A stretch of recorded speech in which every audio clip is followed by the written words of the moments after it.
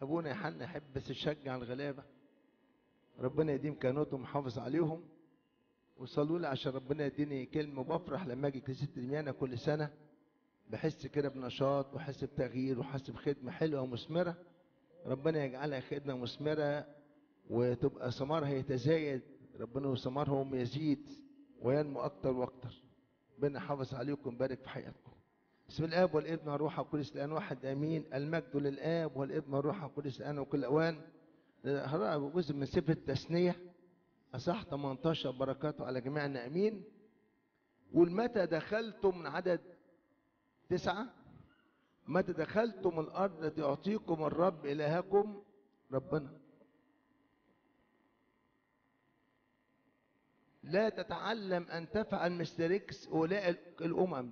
ربنا قال لهم مطلعكم من ارض مصر وادخلوا الارض الجديده في ارض كنعان لارض فلسطين. اوعى تعملوا الحاجات الوحشه. ايه الحاجات الوحشه دي؟ بدا يوضحها لهم. لا يوجد فيك من يجيز ابنه او ابنته في النار، يعني يعدي ابنه في النار كده، ولا من يعرف عرافه، نفهم عن الكلام ده، ولا عائف ولا متفائل ولا ساحر، ولا من يرقي رقيه، ولا من يسأل جانا او تابعا، او من يستشير الموتى، لأن كل من يفعل ذلك مكروه عند الرب.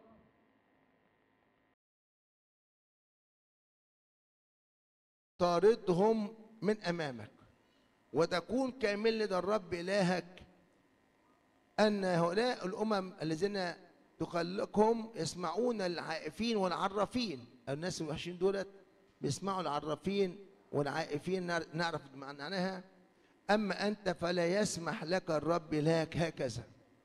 هذا جزء تاني من سفر الرؤيا آخر إصحاح.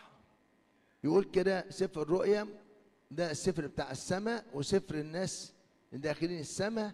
يقول كده لأن خارجا، صح 22 عن 15، لأن خارجا خارج السماء يعني الكلاب، يقصد الكلاب يعني الناس عايشين في النجاسة اللي بيمارسوا النجاسة والجنس والخطية دي، والسحرة والزناه. جاب السحر قبل ايه؟ الزناه. والقتل وعملة الأوثان وكل من يحب يصنع كذبا لربنا المجد دائما أبديا أمين. الموضوع بتاع النهارده بنعمة ربنا كل الناس تشتكي منه أو بتسأل فيه، وكل واحد النهارده عنده مشكلة يجي يقول لك أبونا أنا رحت لواحدة سحارة أو واحدة منجمة أو واحدة كتبت لي عمل أو عملت لي حاجة، ويا ابونا ده كاتبة بالمزامير، وأحيانا يقول له ده بالمحبة عشان البنت تحب الولد عشان تتجوزه. بسمع حاجات كتيرة أوي أوي. صلوا من أجل النهارده ربنا يدينا نعمة نفهم الموضوع ده بالتفصيل ونعرف خطورته إيه ومشاكله إيه وإزاي نتجنبه وإزاي نحمي نفسنا منه. مش شرط إنك تعرف الموضوع ده جاي إزاي ومعاني حاجات نقولها دلوقتي، لكن إزاي أتجنب الحاجات دي، إزاي أحمي نفسي منها، إزاي أحمي ولادي، إزاي أحمي بيتي. ده المهم. ممكن تروح الدكتور ويكشف عليك لكن ما يشخصلكش المرض اللي عندك وما يديكش علاج مظبوط، ممكن يضيعك. الدكتور الشاطر يشخص العلاج ويدي ايه؟ الدواء المظبوط اللي يجيب فايده.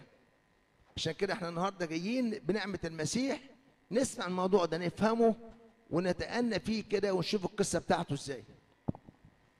حته السحرة والمنجمين دي كانت موجوده من ايام الفراعنه وايام الهنود وايام البابليين، موجوده في عصور الحضارات القديمه، ولحد النهارده المقابر بتاعت الفراعنه واللي بيخش في الاثار بيتاذي. ليه؟ فيها اسحار وفيها حاجات صعبه جدا جدا. ايه الموضوع دوت؟ ايه موضوع السحر وايه موضوع الشعوذه وايه موضوع الجن وموضوع الحاجات دي كلها؟ لما تشوف في سفر لاويين 20 عدد 6 يقول ايه؟ ربنا يقول اجعل وجهي ضد تلك الناس واقطعها. يبقى اول حاجه ربنا يرفض هذا العمل، يرفض ان الانسان يلجا للسحره، للجان، للناس الملبوسين او الناس اللي عندهم ارواح شريره او فيهم توابع زي ما هنتكلم عنها دلوقتي. الله يرفض هذا العمل. اول حاجه عمل زي كده الله يرفضه، يقول اجعل وجهي ضد تلك الناس واقطعها. لوين 20 على 6، لوين 20 على 27، اذا كان في رجل او امراه جان او تابعه فانا يكتب بالحجاره يرجمونه دمه عليه. ايه موضوع الجان وموضوع التابعه؟ الجان يسموه كده، يسموه فاميليار سبيريت، يعني روح اليف، يعني روح اليف يبقى في الانسان والانسان مش حاسس انه فيه روح شرير. بس تعرف ازاي؟ لو دخل قداس معزي يتعب، لما يجي يتناول ما يقدرش يتناول، يجي يقرا الانجيل يقول لك ابونا بنعس، يجي يصلي المزامير يدوخ، لو جه عند التناول شم ريحه كاس الدم يقع. هذا الشخص يقول لك ابونا اول مره اشعر بالاعراض دي. ايه الاعراض ديت؟ ده في روح شرير جوه منه واتعرفت من الصلاه، من مش قادر يتقرب للتناول، مش قادر يصلي المزامير، يجي في القداس ينعس، يجي له روح النحاس، يسمع وعظه ينعس، يخش الكنيسه مش قادر يقعد. لا، في اعراض غريبه جدا جدا. طب ده علاجه ايه؟ يروح لابونا، ربنا يمد مواهب، ويروح لابونا ويصلي له، والموضوع ده يطلع بسهوله جدا بالصلاه. تمام؟ ده اسمه ايه؟ الجان. في حاجه كمان في الجان، ممكن لو ما اكتشفوش ممكن يخليه ينتحر، ممكن يخليه يموت نفسه، يقول ارمي نفسك من بلكونه. انا احكي لكم حاجات كتيره جدا اثناء الكلام فهمكم القصص دي كلها. مره جاني واحد قال لي اخويا عليه جن. طب هاته يا ابني. قال لي مش قادر اجيبه. قلت له طب هات اسمه حطه على المذبح ونصلي له وكده، وما جاش الشخص ده. بعد فتره معينه راحوا البيت، عندهم بيت في عبد القادر، راحوا البيت بيفتحوا البيت، الناس قالوا شامين ريحه مش كويسه في البيت، يا اما في ثلاجه بايظه، ما في حاجه مش كويسه. يفتحوا الشقه لقوا صاحبنا ده عامل حبل في قلب الجنش بتاع النجفه فوق، ومعلق رقبته فيه، موقع وكرسي واقع، وشنق نفسه، موت نفسه. يبقى عشان كده الانسان ما يحس بعناصر زي كده على طول يرجع لابونا، يرجع للكنيسه، مش روح اللي بتوع الصحراء. لا، ما فيش شيطان يطلع شيطان، ما يقولش اعمل له حجاب عشان اريحه، ما فيش. بمناسبه الحجاب ده، الحجاب والتعويذ والحاجات دي كلها دي عقود مع الشيطان. مره بصلي على واحده، وبعدين وانا بصلي كده فبدا الشيطان يتكلم. قلت له باسم يسوع تخرج. قال لي لا ما اقدرش اخرج. قلت له ليه؟ قال لي انت عارف عامله ايه؟ قلت له ما اعرفش. قال لي اسالها. طبعا هي في حاله امبالانس اللي روح الشيطان بيتكلم وهي مش حاسه. المهم بعد ما فاقت بسالها، بقول لها انت في حاجه عاملاها؟ قالت لي ابونا انا معايا حجاب. معاك حجاب؟ قالت لي اه. فجي صليت تاني، الشيطان حضر تاني، قال لي عرفت معاها ايه؟ قلت له اه. قلت له يعني ايه حجاب ده؟ كنت اول مره اعرف ان الشيطان بيقول لي السر بتاعه. قال لي ده عقد مع النفس. عقد. قال لي ده عقد مع النفس، اسيبها ازاي؟ طول ما الحجاب ده موجود انا ما اقدرش اسيب نفسي دي. قلت عقد صحيح، لما يكون عنده عقد شقه، لو عندك عقد تمليك شقه، ايه ده هتطلعك من شقتك؟ مستحيل. فالحجاب يا جماعه اللي بيروح عند السحر يعمل لهم حجاب او تعويذه، ده عقد مع الشيطان بيثبته في النفس، مش بيعمل خير، ده بيضرك، بيضر بيتك، بيضر اولادك، حتى لو تظاهر في الاول انه كويس. واحكي لكم حكاوي كتيره جدا في اثناء الكلام. يبقى الحجاب اللي بتروح تاخده من عند السحار او المنجم ده عقد مع الشيطان لازم ننتهي منه. علاجه ايه؟ احرقه، حطه في حبه ميه وارميه في البحر. تقول لي يأذيني؟ ما يأذكش حاجه. عشان كده تلاقي في حاجه مهمه اقول لك عليها في الاول. الشخص اللي بيتناول جسد ودم المسيح ويكون تايب وبيعترف مظبوط ويرى الانجيل مظبوط، لا يؤثر فيه اي عمل شيطاني. هقولها تاني، قاعده كده احتيها برواز بقلم احمر كده اكتبها، حطها برواز عندك. الشخص اللي بيعترف وبيتناول جسد ودم المسيح ومواظب على قراءة الانجيل والمزامير لا يمكن يؤثر فيه عمل شيطاني. ما صدقش واحد يقول لك عامل لك سحر نأذيك ولا يأثر فيك ولا يعمل فيك حاجه. انت محمي بدم المسيح. عشان كده الشيطان ما يخافش من حاجه الا من حاجتين: الصليب والدم. الدم بتاع المسيح ده اخطر حاجه يخاف منها الشيطان. احكي لكم حكايه. مره واحده ست جت الكنيسه عندنا وصلت، حضرت قداس، كان قداس معزي قوي، بقت تصرخ في القداس صرخات، عرفت ان في حاجه مش كويسه. خلصت القداس وبعدين جبتها عند جاسم ابو سفين وبقول له انت اسمك ايه؟ قال لي انا بقالي 13 سنه في الست دي. طب ايه اللي حرك؟ قال لي الصلاه، ما استحملش القداس. طيب بعدين بقول له طب باسم يسوع اخرج. قال لي انا مش قادر، الاول استنى ابعد عني. بقول له في ايه؟ قال لي مش طايقه ريحتك. انا فكرت ريحه البخور، لان كان ساعتها الشتاء وكنت حاطط الشال على رقبتي، فقلت يمكن ريحه البخور. ريحه البخور؟ قال لا. امال ايه؟ قال لي ريحه الدم اللي انت شاربه. ياه، ده انا خلصت القداس وزعت لهم البركه وصرفت التناول وكل ده وقاعد يمكن ساعه في الكنيسه بصلي الناس تعبانه والحاله الجامده دي خدتها في الاخر. ريحه الدم. قال لي ما طقش ريحه الدم. يا سلام يا رب، اشكرك، مجدت اسم ربنا. انت عامل لنا يا رب حمايه قويه ضد الشياطين. مش شايق ريحه الدم اللي انت شاربه، مؤثر فيك. قال لي جدا، وعشان كده مش قادر اقعد. باسم يسوع المسيح بامرك تخرج. 5 دقايق كان خرج منها الشيطان. عشان كده ربنا جعل لنا يا جماعه وسائط النعمه دي لحمايتنا. مش واحد يقول لك ابونا احضر قداس وده، مناوله كاسب مسيح ودمه حمايه ليك، ترعب الشياطين منك، تخليهم يخافوا من ناحيتك، لا يأذوك ولا يمسوك. طب الست ديت 13 سنه ما دخلتش الكنيسه، مانعها. لما فاقت ده الست رقت، بقول لها انت ايه حكايتك؟ قالت انا كنت اجي الكنيسه يا ابونا المس صوره القديس بتاع الكنيسه احس جسمي اتكهرب، ابعد، ما اقدرش احضر قداس، ما اقدرش اقرب التناول، ما اقدرش اقرا الانجيل.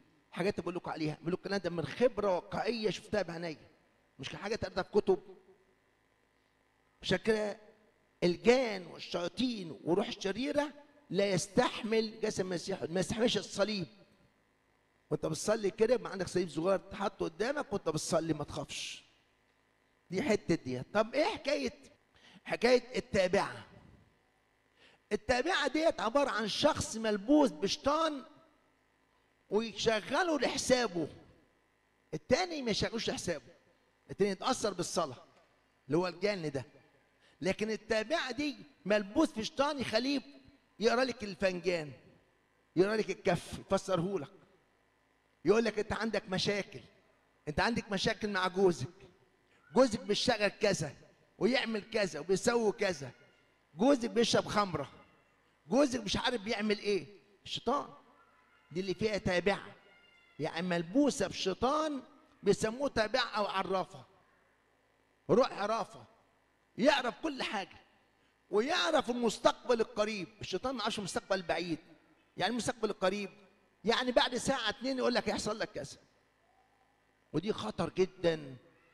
النوع ده هوت من الشياطين يأذي الشخص ويدمر حياته ويدمر حياة البيت اللي هو فيه. عشان كده اوعى تلجأ لحته الفنجان وهفصل لك الفنجان، دي شاطره في الفنجان قوي، شاطره في الكف قوي. قد يقول بعض ان الكف ده علم. العلم يقول لك في، لما تبص ايدك كده تلاقي في 7 خطوط، وفي 4 رئيسيين و3 غير رئيسيين، وفي حظ ومش حظ. كل الفن الرأس يقول لك ده فن، لكن دي قصه تانيه. لكن بيفسر في حكايه الكف والحاجات دي كلها، يبقى ده في روح حرافه. ابعد عنه عشان ما يأذكش، ابعد عنه عشان ما يأذيكيش. عشان كده الجان يبقى روح موجود في الانسان، ولكن ما يتأثرش الا بالصلاه، لكن ملوش ده خليه يفسر ولا ما يفسرش. التوابع ديت او التابعه او روح العرافه اللي في الانسان ده او في الراجل ده يخليه يفسر حاجات للناس ويخلي الناس تجيله، ودي اخطر حاجه.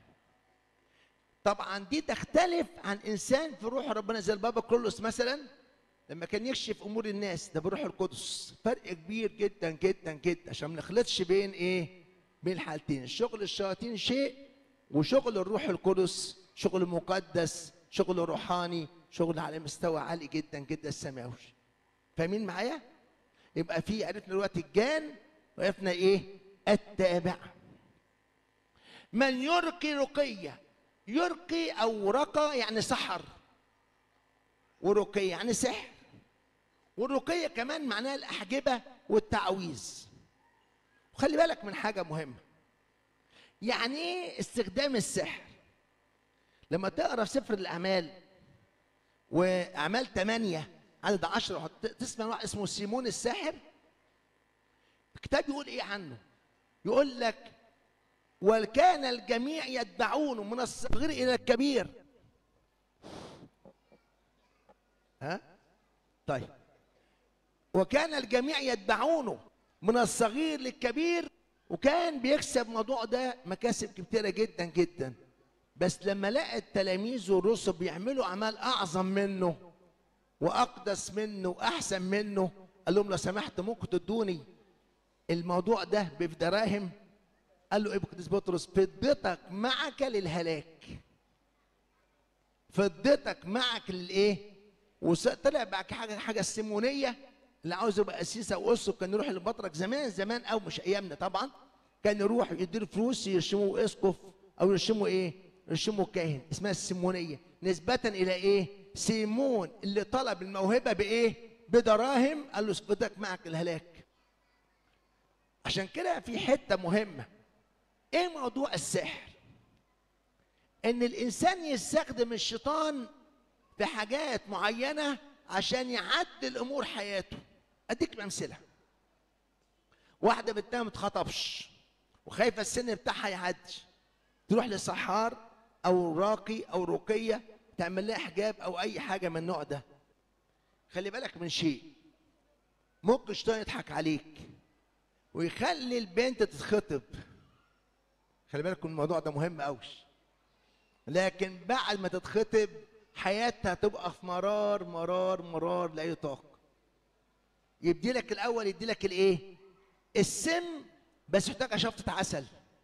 كاس فيه سم بس حط شفطه عسل في الاول، تاخد شفطه عسل في الاول، بعدين يقول لك ايه؟ هتشرب الكاس لاخره. يا عم مش قادر، الكاس ده فيه سم هيموتك.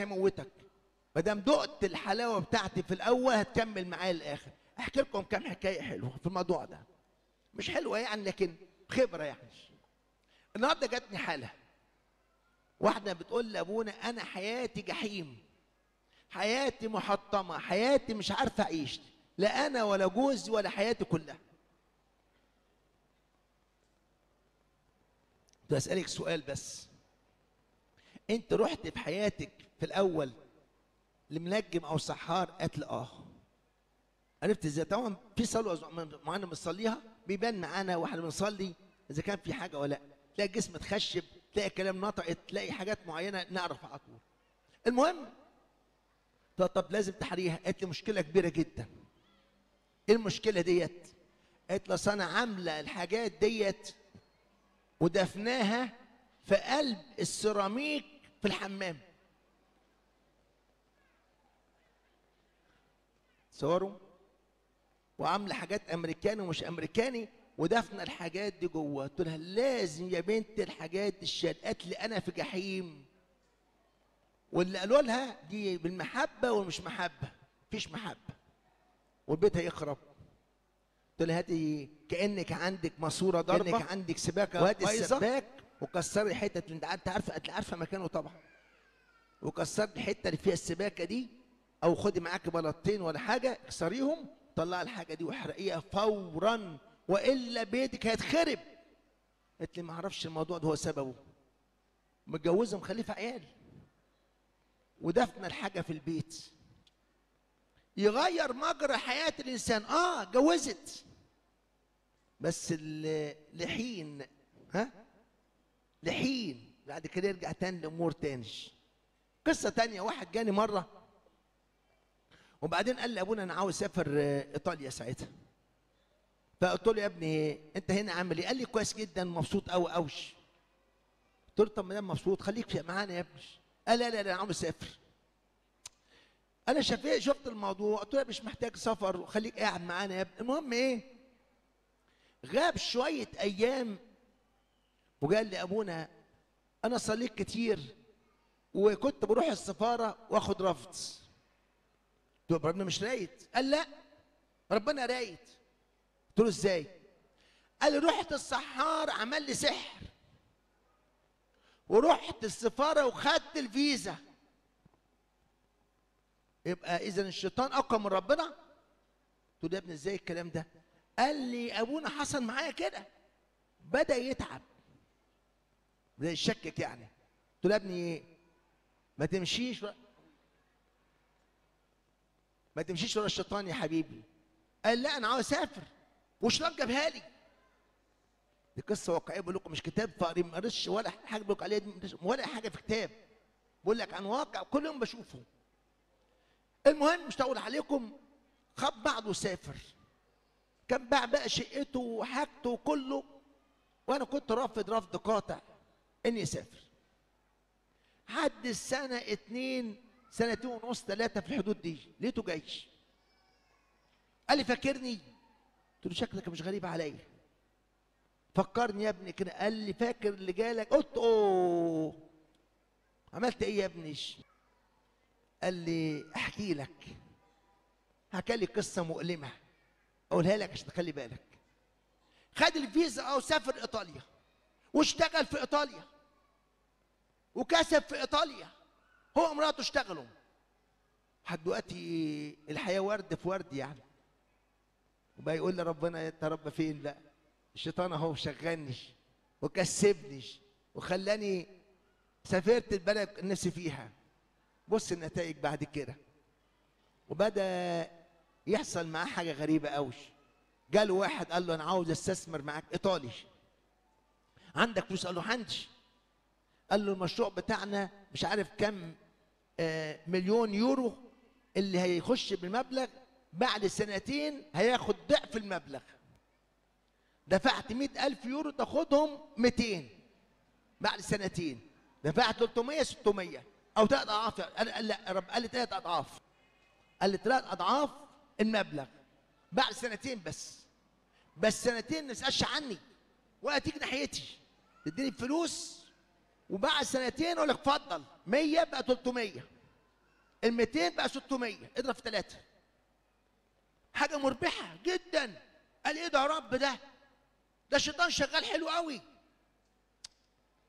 خد منه. قال لي كل المدخرات بتاعتنا اللي اشتغلناها في 2.5 سنين او 2 سنين. وبعد شويه كده لعب في عب الفار واديله شوكات ورا له مصنع كل حاجه. بعد 2.5 بعد 6 شهور كده قال روح اطمن على المصنع اللي انا اتفقت عليه ده، اللي هاخد فيه المبلغ اللي حطيته. كان حط تقريبا 150,000 يورو ساعتها، هياخدهم 450,000، حاجه نص مليون، اقل من نص من 50,000 مكسب ولا في الشام. وراح يدور على المصنع لم يجد شيئا. راح يسال شيكات معاه، ده بدير ضمانات، شيكات وصوره امانه واللي انت عاوزه، كل اللي انت عاوز ضماناتك كلها كامله ومعاه شيكات. قال طب روح اسال على الشيكات، مش لاقي المصنع.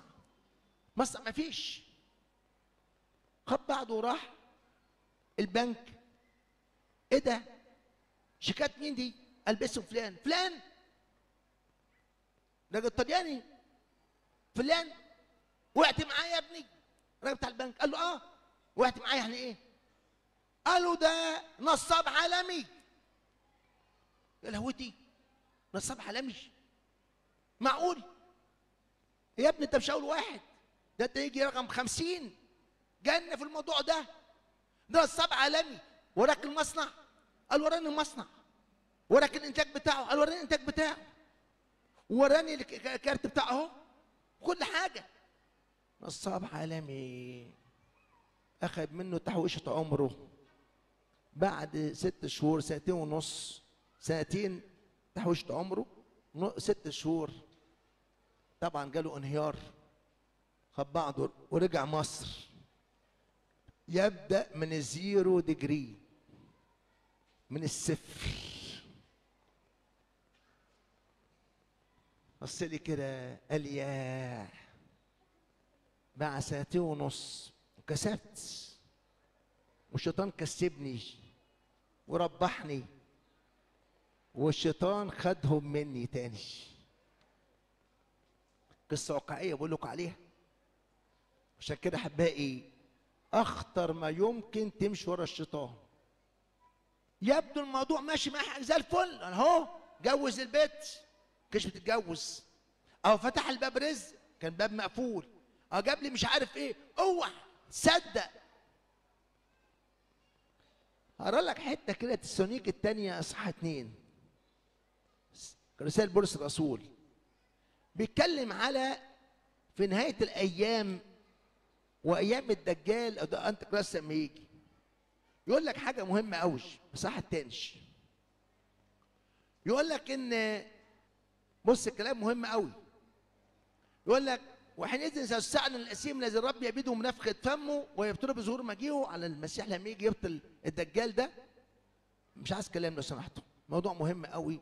لو فهمناه كويس هنستريح من حاجات كتيره جدا مشاكل في حياتنا، وتريح ابهاتنا كان معاكم. الذي يجيء بعمل الشيطان بكل قوه وبآيات وعجائب كاذبه. بقول الكلام ده ليه؟ احنا بينا في اخر الايام، خلي بالكم. مش ميعاد النهارده اكلمكم عن نهايه العالم، مش هنعرف امتى نهايه العالم بالظبط، لكن بوادر كلها بتقول.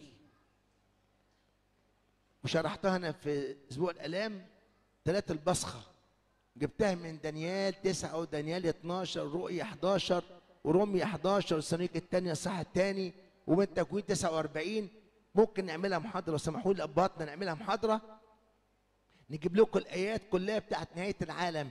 بس ما نعرفش امتى السنه، لكن نعرف كل علامات تمت ما عدا علامتين 2 فاضلين بس، ظهور الانتيكراست وبناء الهيكل. واليهود بيعملوا كل المستحيل يبنوا الهيكل الايام دي، وبناؤه هياخد 48 ساعه بالظبط، معمول وجاهز ومدشن. وساعه ما يتبنى الهيكل يظهر الدجال، يقدموا الذبائح، ما تجيش نار بالسماء تاكلها، يعرفوا ان ايه؟ ان ذبيحتهم غير مقبوله، يرجعوا للمسيح. يقول لك ده ياتي ان لم ياتي الارتداد اولا ويستعلن انسان الخطيه. مش ميعاد، مش كلامنا النهارده، بس اقول لك بقى الحاجات اللي بتحصل معاه. لازم يجيبوا بعمل الشيطان بكل قوه بيات او عجائب جاذبه وبكل خديعه تأسف في الهالكين لانهم لم يقبلوا محبه الحق حتى يخلصوا. هتلاقي الحاجات دي كتير قوي الايام اللي جايه. حاجات بقول لكم عليها دي كويس يا ابونا، اختار الموضوع ده. الايام الجايه هتكتر كتير قوي قوي قوي، والشيطان هيعمل حاجات كتيره. واحد اسمه قديس ترتليان، هو بيقول علامه ترتليان، يقول ايه؟ يقول قد يشفي الشيطان من الامراض، قد يشفي الشيطان من الامراض التي كان قد اصاب بها البشر قديما. قد يشفي من العقم، الواحد ما خليش خليها تخلف، بس عيل يمرن عيشتها، بعد كده يطلع عيل درات يعمل حاجات يمرن عيشتها. قد يشفي من العقم او بعض العقم، لكن القيود التي يفرضها على الشخص خطيرة وخطيرة جدا بعد ذلك. ممكن الشيطان يشفي بس الشفاء بتاعه وراه ايه؟ وراه مصلحة، وراه مشاكل، وراه مشاكل. عشان كده خلي بالك، اوعى تجري ورا ألاعيب الشيطان يغريك. قد يقول لك يجيب لك رزق، بس الرزق ده وراه مشكله، ممكن يضيع منك تنش. هجاوب على الاسئله كلها بس بعد اخلص. يبقى من يرقي رقيه، يعني يروح للسحار يعمل له تعويذه، وربنا قال ضد هذه النفس. بص الحته الثانيه، العائف والمتفائل. يعني ايه عائف؟ استطاع النجم. لحسن حد يفكر عائف يعني زي ما تقول كده يعني يقرف. لا، العائف هنا معناها يستطيع النجوم وشوف حركتها وشوف ماشيه ازاي. وربنا قال عنها في اشعياء 47، قال لهم كفاياكم بقى تمشوا النجوم وورا الشمس وورا الكواكب، كفاياكم. ربنا قال كده في اشعياء 47 لما تروح تقراها. يعني ايه معنى الكلام ده؟ اديك امثله. واحد الصبح لما يخش كده يجيب الجورنال بتاعه، اول حاجه بص على ايه؟ البرج.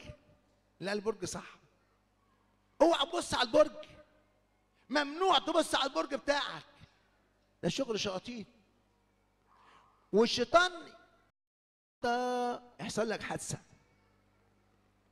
النهارده، يوم صعب، يقول لك كده، بيعمل لك ايحاء نفسي جوه منك ان في مصيبه جايه. هو ماشي لو انت سايق متوتر، النهارده البرج بتاعي يحصل مصيبه، النهارده البرج بتاعي النهارده في حادثه، النهارده في حاجه صعبه، تخابط في واحد موته، يا لهوتي البرج بتاعي صح. تؤمن بالبرج تمشي مشيئه ربنا. سامعني كويس؟ يبقى اللي يقرا الابراج ده من العائف. شوف برج ايه النهارده؟ من الحاجات برضو بتاعت التنجيم والحاجات دي كلها، ان الانسان يجي برضو قديس جيروم قال الكلام ده برضو، قال حته العائف ديت والعرافه ديت، يقول لك كان يعملوا الملوك ايه؟ يجي يحاربوا مثلا ايام قديس جيروم في القرن الخامس. كان يجي يعمل ايه؟ الملك كان يجيب زكيبه كده، شوال او شنطه فيها اسهم، يحط على السهم ده اسم البلد اللي هيحاربها، ويرجها جامد. عارف الحظ؟ التوس اللي هو الحظ الزهر يعني. ويعمل ايه؟ يهز ويخلي الراجل السحار ينزل له اول سهم. اول سهم ينزل مكتوب عليه اسم بلد فلانيه، يبقى دي بلد هيخش بيكسبها. ده نظام التنجيم، نظام تنجيم. كان الشعر فيه ملوك زمان. فقديس جيروم بيقول كان ايام الكلام ده القرن الخامس الميلادي. مش الشخص الثاني اللي اتعمل فيه المتفائل. عارفين متفائل يعني ايه؟ يعني مثلا يخاف من الحسد، يتفائل برقم 5، جاب عربيه الرخصه طلعت فيها الرقم بتاع العربيه طلع فيها 5، الحمد لله العربيه مش هتخبط. بالعكس العربيه فيها 5 تاخد 20 خبطه، لانه اعتمد على 5 دي. هذا ماشي على حمايه ربنا. اديك قصه حصلت معايا. مره واحد جاب لي عربيه مرسيدس اخر موديل، احدث موديل، قال لي بقى صلي على العربيه دشنها لي. قلت له حاضر. جيت مثلا في عربيات بتدشن يعني زي البيوت، لما بيت جديد في صلاه معينه بتصليها عشان ربنا يحافظ عليه في السفر، في الدخول، في الخروج. بقى مصيت على العربيه، احنا عندنا كنيسه عندنا فيها تبه كده، مش يطلع الشارع بيطلع بظهره ياخد له خبطه، بيحود من الزقاق كده وبعدين يرجع وشه. اللي يجي عندنا مبروس تلاقي فيها تبه كده صغيره، في زقاق صغير، يغير عربيه ويضرب وشه. بعد ما صليت على العربيه لقيت حاجه غريبه قوي. لقيت معلق شوز بتاع طفل في الجكمان. انا بقول له ربنا معاك، وبص كده الجكمان نازل منه شوز بتاع عربيه، شوز بتاع طفل صغير في الجكمان. بقى ما ادور لف كده، قلت له استنى ستوب. قال لي في ايه؟ قلت له جاي اصلي لك ليه؟ قال لي عشان بتفائل بصلاتك. قلت له صلاتي؟ بصلاته ولا بالشوز بتاع الطفل الصغير معلقه في الجكمان؟ ادي نوعيه من راجل مرسيدس، طبعا راجل غني مفهوم متعلم، معلق شوز. الايام دي في موضه جديده كده في العربيات التاكسيات، تلاقي ايه؟ قرد. شفت القرد؟ شفت القرد المعلق؟ وخمسه وخميسه والخرزه، خرزه الزرقاء. شايفين الحاجات دي النهارده بتحصل ازاي؟ قدام عينيكم بتشوفوها الكلام ده كله. خرزه الزرقاء والبتاعه ديت، ها، الشوز بتاع الطفل الصغير. وحاجه بقى غريبه قوش، ولد جاي مره يقول لي صلي لي عشان رايح امتحان، لقيته معلق في رقبته كده بتاع كده زي الزهر صغير كده. قلت له ايه يا ابني ده؟ طب علق صليب، طب وحطه من جوه. قال لي لا يا ابونا لا، ومعلقه في ايده، معلق في ايده ومعلق في رقبته. قلت له يا ابني دي؟ قال لي يا ابونا لا، ما اعرفش استغنى عنها دي. ما دي يا ابني؟ قال لي دي حظاظه. بامانه صدقوني، حظاظه ايه يا ابني؟ قال لي ما اقدرش اخش محمل غيرها، لو خلعتها هسقط. يا لهوتي، خلعنا الحظاظه اسقط؟ قال لي اه، في ايدي اللي بكتب بيها، هو ايده اليمين بيكتب بايده اليمين، ورقبتي. بسم الاب والابن. بقول لكم الشيطان بيشتغل جامد قوي، وهنشوف الحاجات دي كتير قوي الايام اللي جايه. اخطر حاجه سمعتها في النت، في موقع وحش مش هقول اسمه، دخل عليه ولد من الولاد، ودخل لقى الشياطين في طلبه كده وصلاه معينه للشياطين، ومن ساعتها اتبدل. لا يقدر يحضر القداس ولا يقدر يتناول ولا يقدر يصلي. تصور الشيطان بيدمر ولادنا. عشان كده خلي بالكم قوي قوي قوي من النت. الشيطان وصل لحد الناس في النت، وعشان كده اللي يتناول كتير ويصلي كتير يبقى محمي بدم المسيح، ما صارش فيه حاجه. طيب افرض في البيت في سحر موجود او حجاب موجود، نعالجه ازاي؟ طب احنا مش عارفين الحاجه دي من زمان. الحاجه المقدسه بتاع الزمان حطيتها، جابتها من عند الحاجه جارتها، قالت له دي خلي البنت كويسه، واديتها لها. نعمل ايه؟ عامل مهم قوي، صلاه التبريك منازل مهمه جدا جدا جدا. انا بقول لك الداء وبقول لك العلاج، او الداء والدواء. مهم جدا ابونا يصلي في اي شيء تاخدها جديده. في طقس اسمه مش ابونا بيرش حبه ميه وخلاص، لا، عندنا طقس بياخد نص ساعه، ساعه الا ربع صلاه، وفيها صلاه، فيها انجيل وفيها مزمور وفيها بولس، فيها كل حاجه. وصلاه ربنا يقدر يروح شيء من البيت. الصلاه دي في غايه الاهميه. طب انا ابونا في حته مش قادر يخش عندي، مش قادر يصلي، في اماكن صعبه جدا ابونا يوصل لها، او اماكن فيها مخدرات او فيها بلطجيه او فيها داء صعب يخش. ميه لقان، ميه لقان ما تخلصش البيت عندك.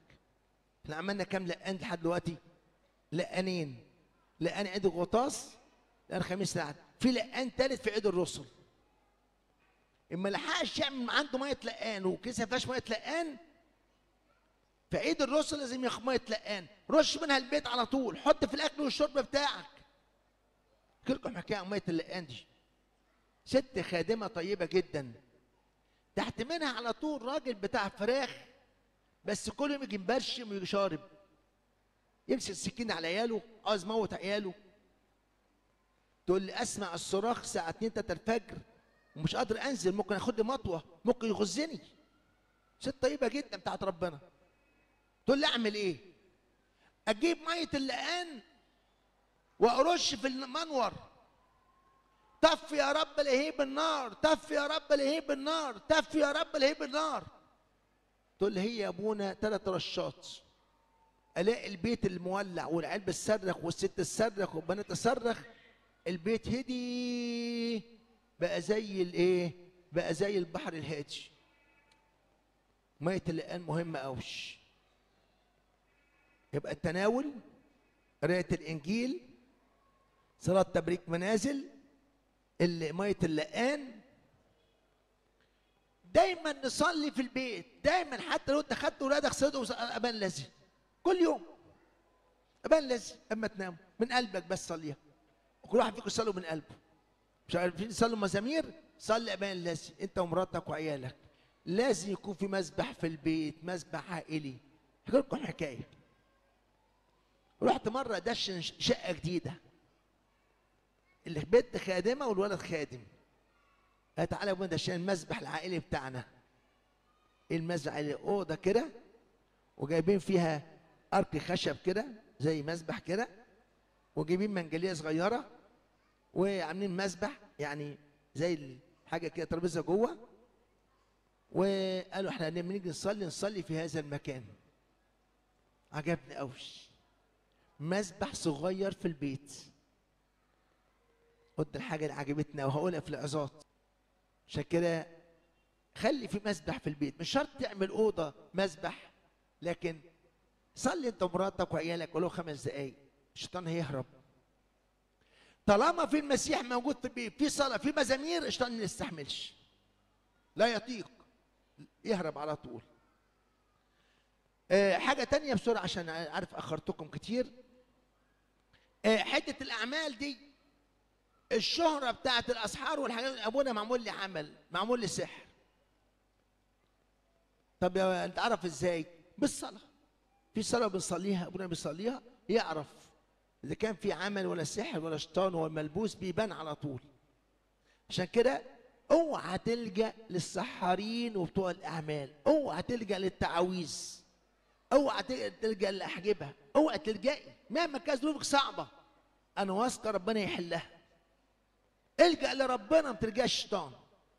ربنا اسمه صانع الخيرات ومجاني، لكن الشيطان عمره ما يعمل خير. عمرك شفت حيه؟ عمرك شفت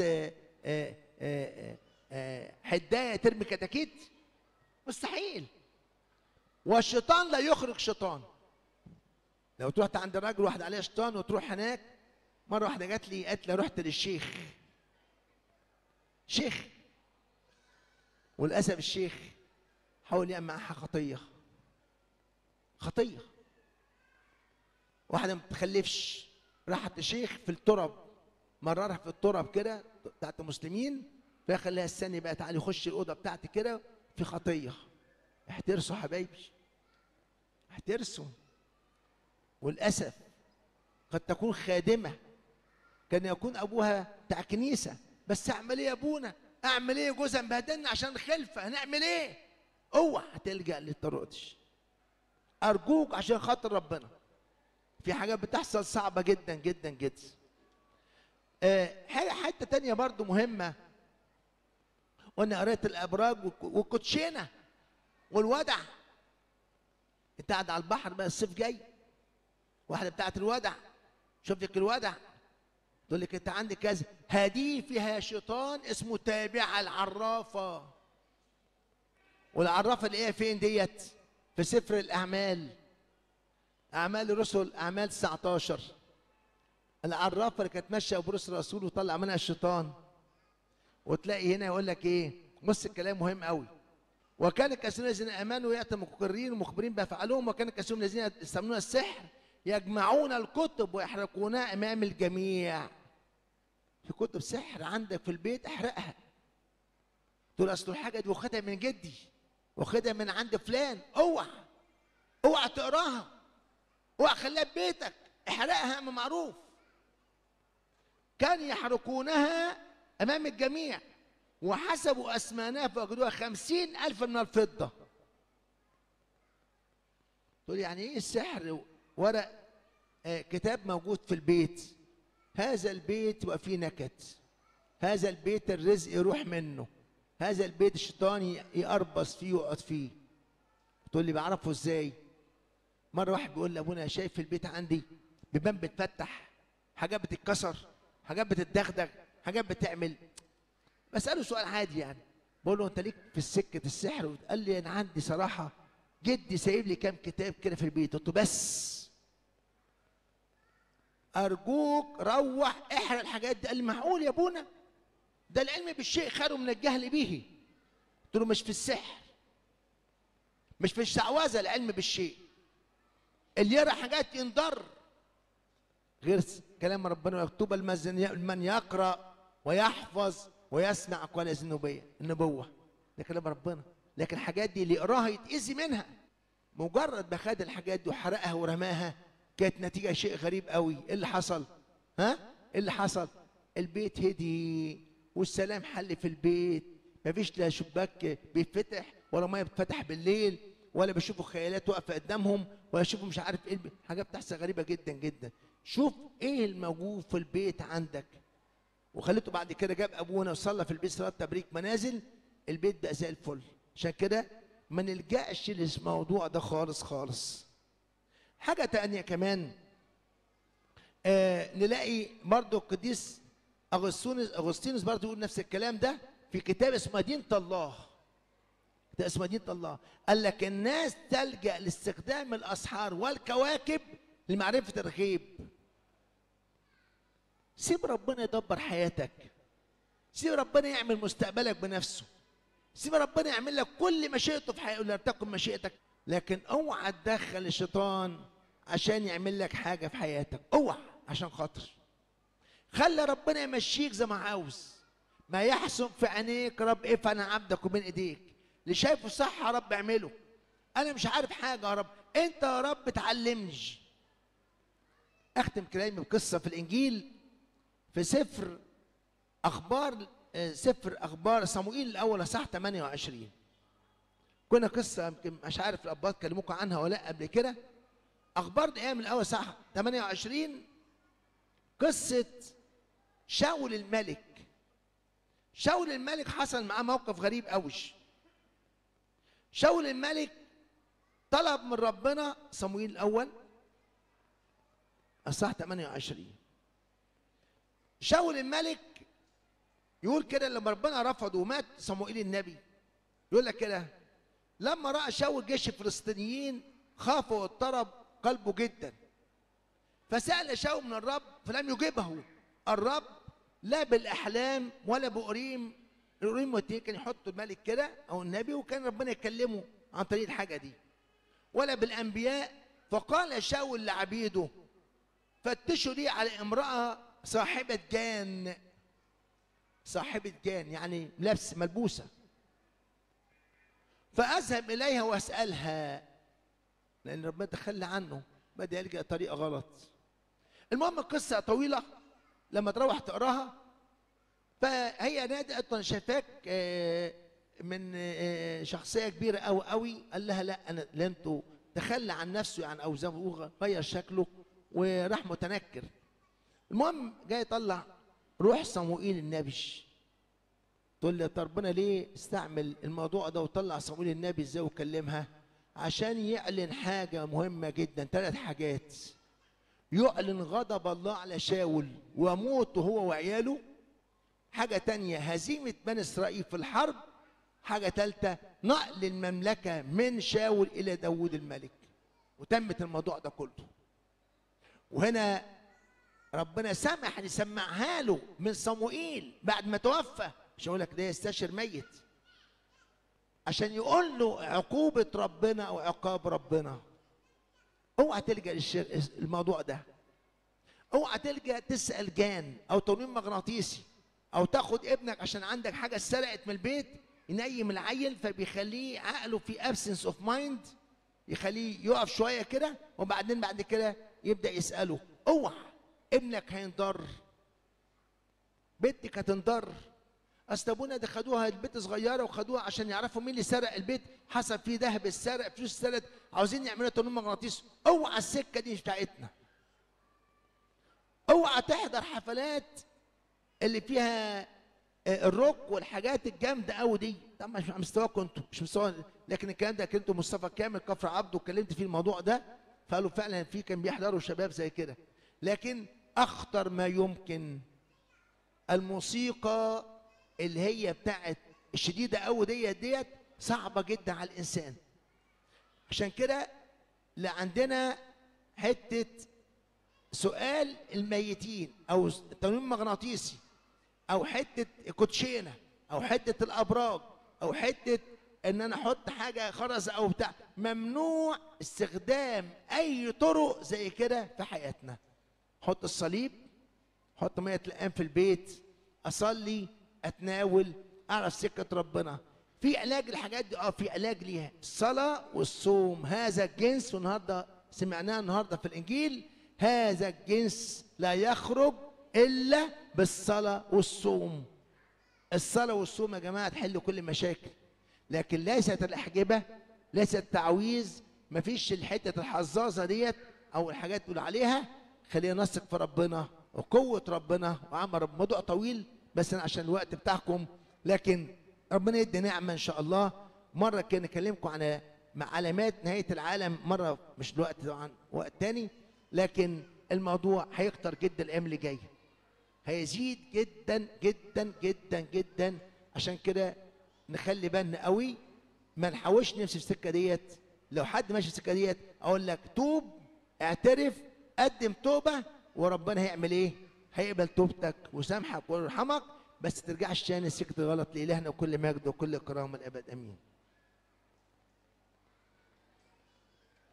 واحد هنا كاتب لي: بحبك ابونا، احب اسالك سؤال، انا بابا بتاع برشام وحشيش وخمره مخدرات. مخدرات بالدال يا ابني مش بالضاد، شكله وحش، ومش عارفين نعمل معاه ايه. ايه بس يا ابونا انا غيره، او اقول لك حاجه، احنا نعمل معاه ايه؟ نقطعه وما نكلمهوش ونعمل له ايه؟ ده عاوز عمل فردي بتاع المخدرات والحشيش والحاجات دي كلها، عاوز خادم او ابونا يحتضنه ويكلمه عن ربنا وياخده في حضنه ويشجعه يتوب، هيبقى كويس قوي. النوعيه دي جربتها عندي في الكنيسه، نوعيه المخدرات والحاجات دي كلها تجذبه بالعمل الفردي. واحد هنا صلى عشان هيعمل قوقعه لواحده اقارب في الحمل، وفي ناس بتقول لها ان مشهوره اسمها مشهره او ملبوسه ذهاب المقابر. لسه قايلها دلوقتي، لسه قايل لكم المقابر بيحصل فيها ايه؟ راجل يلففها وما تخلفش. الست بقول لكم عليها دي ما خلفتش لحد النهارده، متجوزه بقى لها 8 سنين. بعدين بسال سؤال عابر: ما خلفتيش ليه يا بنت؟ انا كويسه جدا وجوزك، ما خلفتيش ليه؟ بصراحه ابونا عملت غلطه، رحت المقابر بس تأديبا أدبنا الرب. لازم تتأدب الأول وتعرف ان الشيطان مش يجيب لها حاجه، لما تتوب ربنا هيديها اولاد. اوعى تروح المقابر ولا صحراء ولا منجمين. العيل اللي هيجي عن طريق الشيطان مش عاوزينه، هيبقى شيطان برضه. صلي لي ربنا يقف معايا، صلي. انا ده هنا لماذا يقوم ميلاد المسيح 7 يناير؟ طيب مع بدايه السنه الميلاديه، هو ميلاد المسيح كان 1 سنة 1، وبعدين السنة كل كام سنة بيتغير الميعاد. يعني 1 سنة 1 ميلادية 128 سنة بتبقى ايه؟ زود يوم، فعشان كده بيتغير بقى 1 2 3 4 لحد كده. والسنة اللي من 2008 تقريبا كان المفروض يبقى 8 يناير، سيدنا بابا قال خليه 7 يناير زي ما احنا، عشان المسلمين عارفين الميعاد ده. السؤال مش هو ده اللي كان نفسي اسمعه يعني واحنا في الخمسين. ليه عيد الميلاد ثابت 29 كياك؟ ليه عيد القيامة متغير؟ ليه عيد القيامة متغير؟ هو ده السؤال بقى اللي كان نفسي اسمعه وهيسالوني فيه. اقول لكم بسرعه كده، حلونا ابهات. عيد الميلاد ثابت يوم 29 كياك، يجي 7 يناير 8 يناير 29 كياك. تمام؟ عيد القيامة عندنا مرتبط بعيد الفصح عند اليهود. بالقمر يبقى دورته كاملة، يبقى كامل، مش هلال، كامل. والهلال يبقى كامل في الفترة ما بين 4/4 لحد 8/5. مش هتلاقي عيد الميلاد، عيد القيامة عندنا ما يقلش عن 4/4 وما يزيدش عن 8/5 في 34 يوم. أول ما يجي الهلال يكمل، أول ما يجي القمر يكمل، اليهود يعيدوا عيد الفصح. احنا نعيش معاهم، نعيد بعدهم بايه؟ باسبوع. يعني احنا يوم عيد بتاعنا، هم كان عيدهم حد الشعانين بالنسبه لنا، احنا عيد بتاعنا بعدهم باسبوع. يبقى مرتبط بايه؟ القمر كان ايه؟ كامل. وامتى القمر يبقى كامل؟ من 4 ابريل لحد 8/5 في ال 34 يوم. اول ما يكمل القمر يفتحوا يعملوا ايه؟ يحددوا ميعاد عيد الفصح. احنا عندنا بنحسبوه في الكليه الكلينيكيه حاجه اسمها حساب الابوقتي او الباقي. عن طريق الموضوع ده بيحدد ميعاد عيد الايه؟ عيد القيامه. ما يقلش عن 4/4 ما يزيدش عن 8/5. فالرينج ده بنحدد فيه عيد القيامه. عشان كده احنا مرتبطين بالايه؟ القمر يبقى كامل. عشان كده بتغير من سنه لسنه. فهمنا؟ واحد تاني بيشتم كتير ومش عارف عن شتيمه. حاسب نفسك. في 5 حاجات اقول لكم عليها بسرعه. 5 حاجات بسرعه اقول لكم عليها. التناول اسبوعيا. التناول طبعا مع الاعتراف، طبعا بتبقى الاعتراف. التناول اسبوعيا. الاعتراف شهريا. تناول ايه؟ اسبوعيا. الاعتراف ايه؟ شهريا. قرايه الانجيل يوميا. خد انجيل لوقا في الاول كبدايه. تاني حاجه الصلاه يوميا، مزمورين من باكر مزمور من النوم. سهل قوي. مش عارف تقول، قول يا رب يسوع ارحمني، يا رب يسوع، قول امان الذي. بالنسبه جيمي بقى امان الذي بقى اكبر سايح. بالنسبه جيمي السايح كان بيصاد امان الذي، ما كانش عارف يقول غير امان الذي، بس بقى قديس عظيم. يبقى اقولهم من تاني. التناول قولوا معايا اسبوعيا. الاعتراف شهريا. الصلاه يوميا. قراءه الانجيل يوميا. فاضل اخر حاجه محاسبه النفس كل يوم.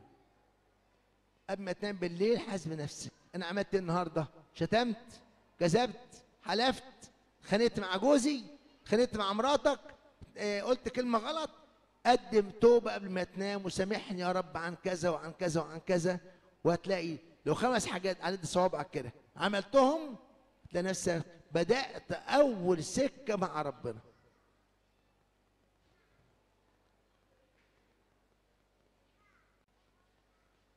أنا كل أحلامي أحلم بيه أشوف، اللي بحلم بيه أشوف، يعني مش بتشوف الحلم تلاقيه قدامها. خايفة الموضوع ده أوي. طمني يا أبونا. هل أحلام كويسة وأحلام شريرة؟ سيدنا بابا كان يقول حاجة حلوة في الأحلام دي، بابا شنودة. يقول لك في أحلام من الشيطان، في أحلام من الله. وفي حاجات من نفسية الإنسان. عقل الباطن بيخزن. واحد مثلا متغاظ من شخص يحلم بيضربه بالليل. ليه؟ ما هو مش شايله في النهار. فبالليل يعمل ايه؟ ها؟ بينتقم منه في المنام. يبقى ده حلم ايه؟ نفسي. حاجه نفسيه. واحد تاني معهوش فلوس يقول لك حلمت النهارده واحد 10000 جنيه. ده هو معاه يوم في الصبح يلاقي نفسه مفلس، مفيش 10000 جنيه ولا حاجه. يبقى ده ايه؟ يبقى ده حاجه نفسه يشوفها. الاحلام اللي زي حلم يوسف، زي حلم دانيال، دي احلام من ربنا بتحقق وتشوف بالظبط. انا فرحان قوي اللي قاعده معاكم وطولت عليكم، سامحوني. وربنا يكون معاكم. لإلهنا وكل مجد وكل كرامه والابد امين.